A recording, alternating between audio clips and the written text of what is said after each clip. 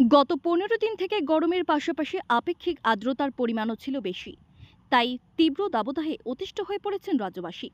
অবশেষে আগামীকাল থেকে এই তপ্ত গরম থেকে রাজ্যবাসীর কিছুটা নিস্তার পাওয়ার সম্ভাবনার খবর পাওয়া গেছে। আজ আবহাওয়া দপ্তর সূত্রে তেমনটাই জানা গেছে, কাল থেকে গরমের প্রকোপ কিছুটা কমতে পারে। পাশাপাশি আগামীকাল অর্থাৎ 1 মে থেকে রাজ্যে তথা বিশেষ করে খোয়াই, ঊনকোটি, ধলাই এবং উত্তর ত্রিপুরা জেলায় ভারী বৃষ্টিপাত হওয়ার সম্ভাবনা রয়েছে। সেই সাথে থাকবে ঝড়ো হাওয়া এবং বজ্রবিদ্যুৎ। তবে পশ্চিম জেলা এবং গোমতী জেলায় বৃষ্টিপাতের পরিমাণ থাকবে 64.5 মিলিমিটার এবং মে মাসের 3 তারিখ বৃষ্টিপাত হতে পারে গোমতী ও দক্ষিণ জেলায়। সেই সাথে আগামীকাল থেকে 4 মে পর্যন্ত এই বৃষ্টিপাত বলবৎ থাকতে পারে বলে আজ এক সাক্ষাৎকারে জানিয়েছেন আবহাওয়াবিদ।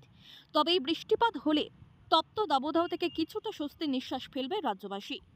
আজকে এবং কালকে আমাদের যেটা দিনের সর্বোচ্চ তাপমাত্রা সেটা স্বাভাবিকের থেকে বেশি থাকবে, যেটা 3 থেকে 4 ডিগ্রি বেশি হওয়ার সম্ভাবনা, এবং কালকের পর থেকে টেম্পারেচার কিছুটা কমার সম্ভাবনা আছে এবং যেটা স্বাভাবিকের কাছাকাছি থাকতে পারে।